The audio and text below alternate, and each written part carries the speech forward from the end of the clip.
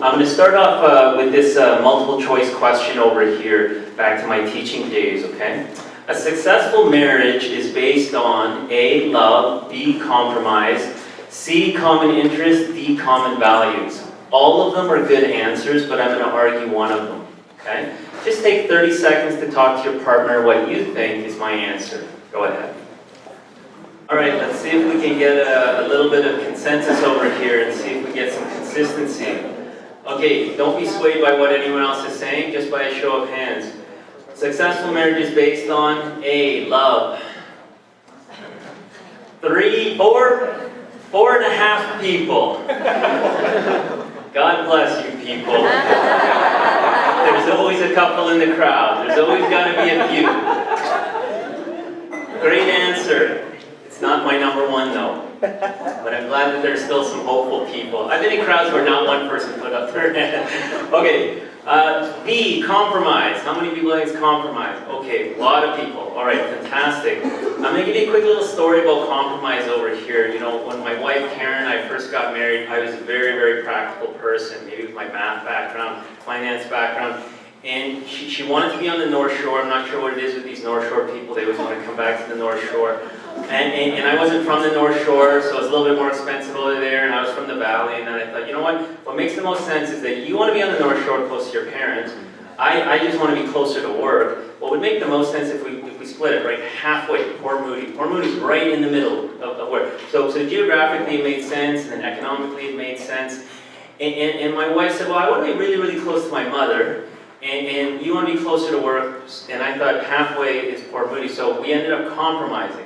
And the compromise is we moved 5 doors down away from her mother. 5 doors down. In a townhouse complex. So it's not blocks either. So that was our compromise.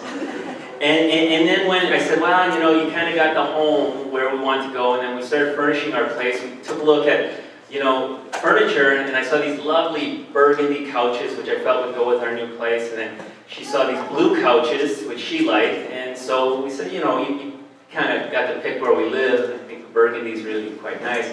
So we ended up compromising. So which ones did we pick? The blue ones, absolutely. So all of you gentlemen are going to understand about compromise. My wife tells me it's a beautiful thing, and we compromise an amazing amount now that we're married. And maybe that's why I've been married for 13 years over here. So compromise is also a good answer, not my answer. Okay, common interests. Common interests. No one for common interest. This is actually interesting because it's also not my answer. There was this great study done where they said if a couple was going to split up, if they were going to divorce, it typically happened within the first 3 years. But then it happened just as much after the next 25. Okay, so there was a big spike in the first 3, big spike between 20 and 25 years. Why do you think there was such a big spike after 20 years of marriage? Common interest walked out the door. Who was that? Kids. The kids. The kids walked out. Common interest can't be the glue of a marriage, unfortunately, because common interest also changes. So, common values. This is the one I'm arguing. The reason why I'm arguing this one over here is because the values are kind of like the bedrock of the marriage. When you're aligned with your values, whether they be religious values, whether it be the way you're going to raise your children. And the one thing I wanted to point out with all of the other ones over here is this. I joked about my wife, you know, wanting to live close to the North Shore. And the reason why she wanted to live in the North Shore is because she wanted to be close to her family. It didn't really matter if I was too close to my family or not. I had a big family. I saw them all the time anyway. My wife was an only child. But her value of being close to her family suddenly became my value. So it wasn't my value at the beginning, but it became my value eventually. So my values ended up changing. I didn't go to a Catholic school. My wife went to a Catholic school. She wanted all of our daughters to go to Catholic school. For me, it didn't make sense because it cost me money. So I said, well, there's really, really, really good schools on the North Shore. You know, I researched them. I'm an educator. And she said, but I really, really, really want the same experience that they had for me. And she pointed out all the things that that the kids wouldn't get. And I didn't go to a Catholic school. And when I was a teacher, I didn't teach at a Catholic school either. You know, for a portion of it I did, but for most of it I was teaching in public. But the thing is, it was such a strong value that it became my value as well. And that's probably why we have to drive used cars, because I have to afford my kids' Catholic school. So that over there was kind of, again, the compromise. That was the compromise. And when it came to big financial decisions, she compromised with me when I said, this is the budget for the house. We cannot go over this budget. I will not pay any more than this because we can't afford it. She said, I understand. Because she knew that I had a really rough financial childhood. Lots of love, very little money in my household, right? Immigrant parents, survived in the 80s with the housing, interest rates, and all of those other things. So she realized how incredibly anxious I was over money. And she realized, she never had to worry about money her whole life, right? So she understood that was my value. And so soon she became concerned about staying underneath budgets because she knew how much anxiety it was bringing me. So it wasn't our common values at the beginning, but it's actually what brought us together slowly over here. Over here, I always recommend to get control of your finances, to try to understand, what is a budget that we should try to live around, And to me, a budget is kind of like it's like a fence. It shouldn't be like a cage, but it's like a fence to make sure we don't fall over. I know a really, really tough one is 35% of income going towards housing, because it's Vancouver. If you go on your housing and you try to calculate the numbers, you're like, oh, there's no way we pay 35%. With utilities and everything else, it's much higher than 35%. I always try to recommend to stay under a 35%, and the only reason is because if too much is going towards housing, see, we've got housing, transportation, food, debts, other expenses, investments, and donations. If too much is going towards our housing, what do you think is the first thing kicked off of this list? Charity and donations, always the first thing kicked off. And then what do you think is the next thing kicked off the list? Savings. Always savings. It's no savings, no investments, right? If too much is going towards this, it starts kicking out all of the stuff at the bottom. My wife and I have always lived at a 35%. We've always stayed underneath the 35% rule. And the reason is because it allows us to take vacations with our kids. It allows us to make investments for our future. It allows us to not get into any sort of too much debts or any other type of trouble. So what we've done is whenever it was time for our house, we let the equity build, and then we just went slowly. So we started small. We did start small. And I know some people will argue with me, and they'll say, well, Christian, if you buy the biggest possible place, you'll get the greatest possible capital appreciation. We don't know that. If you take a look at history, Canada has had rough times. All of Canada is right now having rough times, minus Toronto and Vancouver, from a housing perspective. In the last 5 years, every market in Vancouver has cooled or gone down, except for Vancouver and Toronto, which are these two anomalies, especially Vancouver. So don't think it can't happen to us. Try to just stay safe so that you're shielded whichever direction it might go. The other piece of advice I'd like to give is you've got two independent individuals coming together as one. And these two individuals have been independent financially for many, many years, and now suddenly supposed to share their finances. One way that I say to avoid some fighting is called the 3 accounts method. The 3 accounts method has worked for a lot of my clients. And what that means is, what do we do when we have 2 different incomes, Christian, and we start, living under one household? This is what I recommend. I recommend you create 3 accounts. One joint checking account, and you just have all of your income flow into it together. So it doesn't matter who makes more money. All of it goes into the middle pot, okay? Then all of your household expenses go out of that. The mortgage, or the rent, or the groceries, anything common goes out of the middle. Pretty much everything goes out of the middle. Now the 2 side accounts over there are more or less your personal money. And there's different ways you could set it up. My wife is a choir director. She also sings at weddings. And myself, aside from my financial practice, I do a little consulting on the side. So whatever she makes from hers, she just puts it in her account directly. Whatever I make from mine, I just put it in my account directly. It's almost like our mad money. Okay? Well, if you don't have something on the side, what else could you do?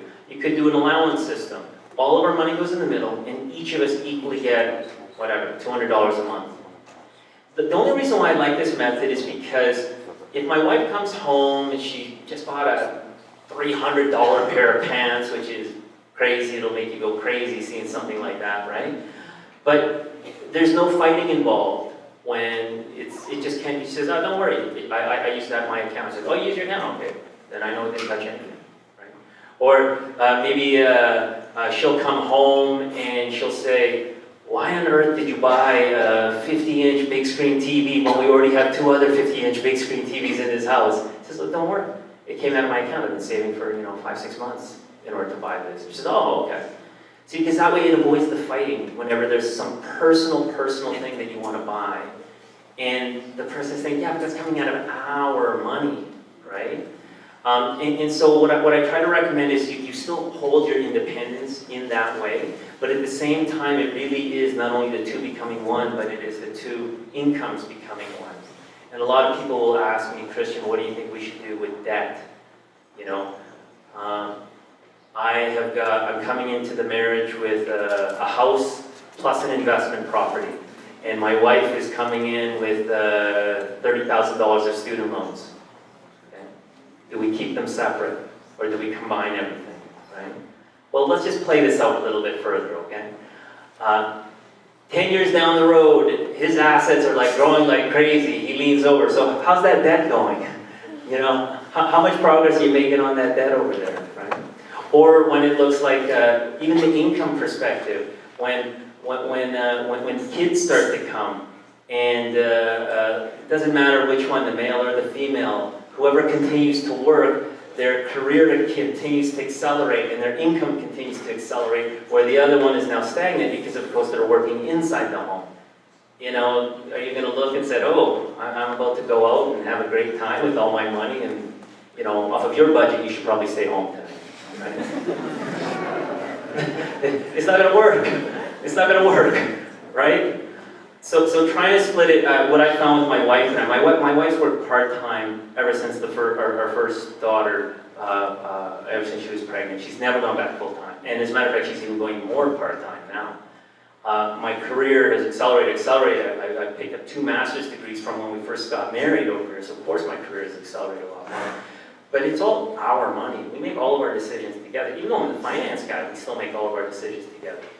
And I find that it's kept our marriage really, really strong. It's never a matter of this is my money and it's not your money, so I've got a greater say. We have to make these decisions together, okay?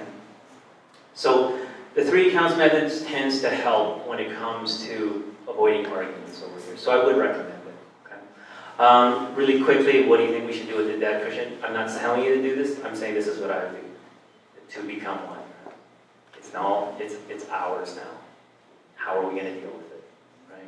And the assets on the good side, ooh, it's ours now. How are we going to deal with it, right? Sometimes there's some goodies that come along with it. Okay.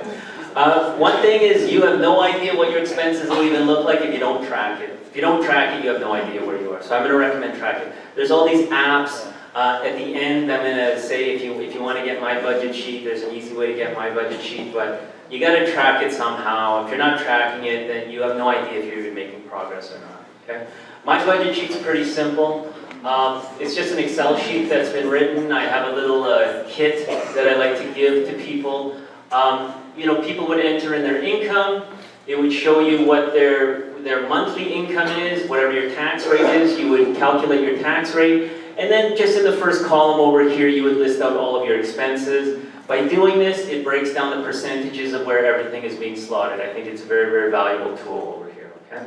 The nice thing as well is when people don't make the same amount of money every month, maybe they're commissioned or maybe they don't work in the summers, then you could just alter it. You could just put in zeros for the summers. My wife doesn't make any money in the summer, so she would just put zeros over there, and then the sheet will adjust. And then the beautiful thing is when you live together for 1 full year, you know what your yearly expenses are. You can now project what the next year is going to look like. Okay? So the other thing I like about it is it creates an income ratio. The income ratio is very, very important because it tells us, what percentage of your income is going to expenses. Okay? So you want this number to be as low as possible over here, because if you have a 99% income ratio, you got nothing left for savings, right? There's nothing left over, okay? The other thing I like about it is the cash flow. It shows you on a monthly basis whether your cash flow under or over. And again, if you don't have a steady income, sometimes you have these big spikes of money in one month and not in other months. What you could do is you could forecast for the whole year, you know, you know what your mortgage is for the whole year, but you don't know what your income is. So, you know, I know with some couples, they take a look and it's January and they say, you know what, we've got about $20,000 in the bank. Our friends call us up, hey, this spring break, you want to go to Mexico with us and the kids? You take a look at 20 grand in the bank and you're like, yeah, let's go. You know, how much are the tickets? But by doing this activity, you might realize in those months where are historically slow, or maybe you guys aren't working during the summer or something of that sort, when you look at the monthly cash flow, you might realize, oh geez, our money is spent for the year. Like, you know, this money is already allocated. Even though I have 20 grand in the bank this month, but for the rest of the year, it's already spent. So no, I can't go to Mexico. And that's how we find people don't get in trouble. Okay? So I would recommend that you do something of this sort, and I'll show you how you can grab this one at the end of my session over here.